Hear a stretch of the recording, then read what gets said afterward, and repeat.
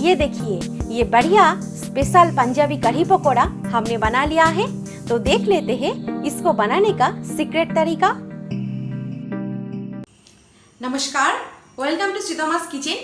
आज हम बनाएंगे स्पेशल पंजाबी कढ़ी पकोड़ा, जो एक बहुत ही जानी मानी रेसिपी है।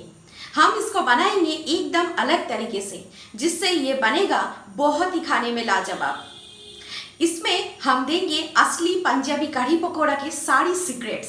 तो इस रेसिपी के वीडियो को पूरा देखिए और घर में इसको ज़रूर ट्राई कीजिए।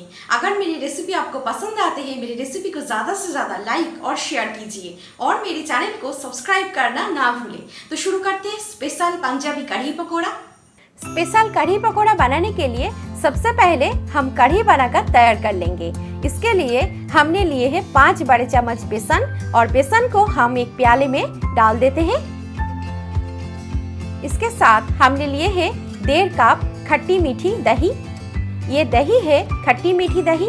आपके पास अगर दही खट्टी ना हो तो आप इसमें थोड़े से नींबू का रस मिलाकर रेसिपी में यूज कर सकते हैं। अभी इन दोनों को हमें अच्छे से चम्मच से मिलाना होगा ताकि इनमें कोई लम्स ना रह जाए। अभी एक एक करके हम सारे मसाला इस पे ऐड करेंगे।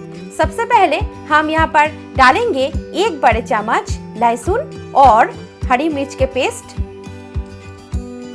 इसके साथ हम यहाँ पर डालेंगे 1 छोटा चम्मच हल्दी पाउडर और डालेंगे आधा छोटा चम्मच कश्मीरी लाल मिर्च पाउडर। अभी इन सब को अच्छे से चम्मच से मिलाना होगा। ध्यान रहे इसमें कोई लम्स नहीं होना चाहिए। अगर आप लहसुन नहीं खाते हैं तो लहसुन की जगह आप सिर्फ हरी मिर्च डाल सकते हैं। अभी इसमें हम डालेंगे 5 से 6 कप पानी। पानी की मात्रा आप देख सकते हैं। ये घोल एकदम पतले होना चाहिए क्योंकि बाद में ये एकदम गाढ़ा होगा। और अभी इसको हम एक व्हिस्कर से चलाएंगे ताकि सारी मसाला दही और बेसन के साथ अच्छे से घुल जाए।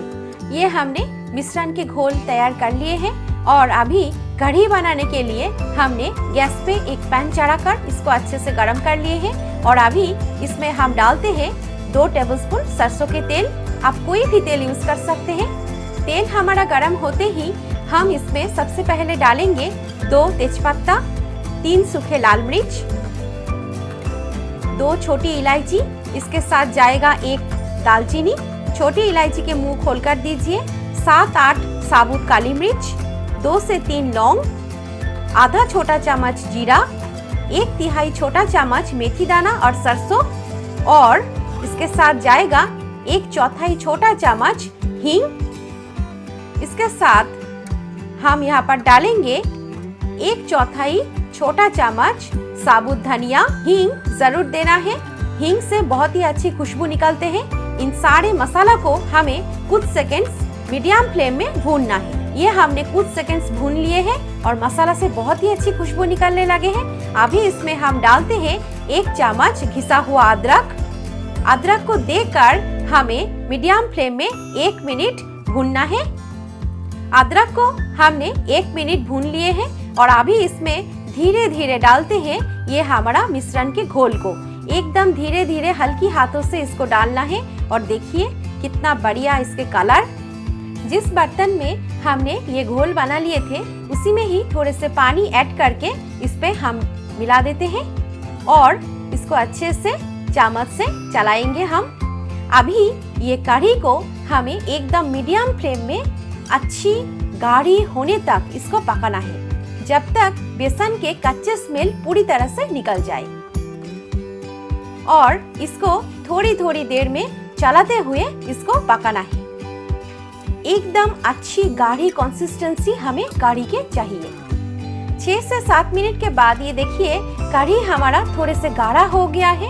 अभी इसमें हम डालते हैं स्वाद के अनुसार नमक। इसके साथ हम यहाँ पर डालेंगे आधा छोटा चम्मच जीरा पाउडर और 1 छोटा चम्मच धनिया पाउडर। धनिया पाउडर हम थोड़े से यहाँ पर ज्यादा यूज करेंगे और इसको हम अच्छे से मिलाएंगे। बीच बीच पर चलाते हुए इसको पकाना है। अभी ये कढ़ी को हम दूसरे गैस पर रखते हैं, दूसरे गैस जलाकर, और इस गैस पर हम एक पैन चढ़ाकर अभी हम पकोड़ा को फ्राई कर लेंगे।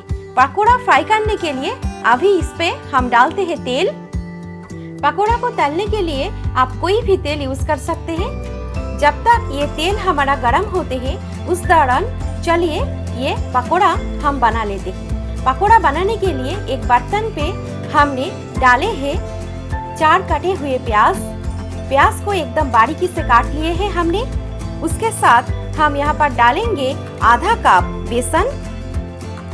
आप चाहे तो यहाँ पर मेथी के साग यूज कर सकते हैं। इसके साथ यहाँ पर हम डालते हैं आधा छोटा चम्मच हल्दी पाउडर, आधा छोटा चम्मच लाल मिर्च पाउडर। एक बहुत ही खास चीज वो है 1/3 छोटा चम्मच अजवाइन, 3 कटे हुए हरी मिर्च और इसके साथ स्वाद के अनुसार नमक।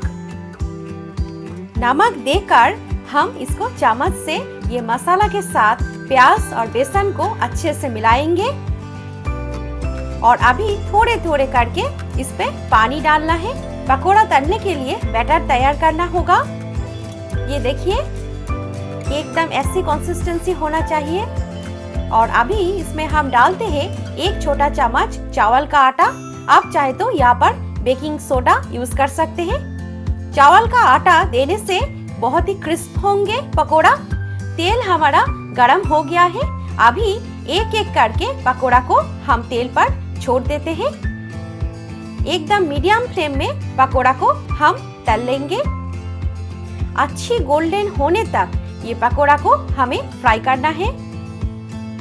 और जब तक ये पकोड़ा फ्राई होते हैं उस दौरान हम कढ़ी को भी 1 से 2 मिनट के बीच बीच चलाते हुए पकाएंगे ताकि कढ़ी गाढ़ा होकर कढ़ाई के तले लग न जाए। ये कढ़ी को हमें और थोड़ी देर पकाना है। और जब तक ये कढ़ी पकते हैं उस दौरान हम पकोड़ा को भी एक बार देख लेते हैं। ये देखिए ये हमने सारी पकोड़ा को एकदम गोल्डन करके फ्राई कर लिए हैं और अभी इसको हम कढ़ाई से प्लेट के ऊपर डालते हैं। कितना बढ़िया ये दिखने में है। ये खाने में बहुत ही टेस्टी है। आप इसको ऐसे भी खा सकते हैं। आप चाहे तो पकोड़ा को कोई भी शेप या कोई भी साइज दे सकते हैं। और ऐसी तरह से हम सारी पकोड़ा को फ्राई कर लेंगे। ये देखिए हमने सारी पकोड़ा को एकदम गोल्डन करके फ्राई कर लिए हैं। ये बहुत ही क्रिस्पी हुआ है। और अभी इस कढ़ाई को यहाँ से हटा देते हैं और कढ़ाई को अभी हम इस गैस पे रखते हैं। अभी ये सारी पकोड़ा को हम कढ़ी में डाल देंगे और पकोड़ा को देकर हमें इसको 10 मिनट लो मीडियम गैस पे इसको पकाना है ताकि पकोड़ा बहुत ही नरम हो और पकोड़ा में कढ़ी अंदर अच्छे से जा सके। बहुत ही अच्छी खुशबू दे रहे हैं। ये रेसिपी बहुत ही टेस्टी बने हैं। 10 मिनट हो गया है और अभी इसको हम दिखाते हैं कितना बढ़िया कढ़ी हमारा एकदम रेडी हो गया है। ऐसी कंसिस्टेंसी चाहिए कढ़ी के। और अभी इसमें हम डालते हैं एक स्पेशल चीज, वो है थोड़े से ड्राई रोस्टेड कसूरी मेथी। ये कसूरी मेथी देने से इसके टेस्ट एकदम दुगना हो जाते हैं। गैस को अभी बंद कर देती हूँ। ये हमारा कढ़ी एकदम रेडी हो गया है। पर रुकिए, एकदम पंजाबी ढाबा जैसा टेस्ट बनाने के लिए अभी इसमें हम देंगे एक स्पेशल तड़का।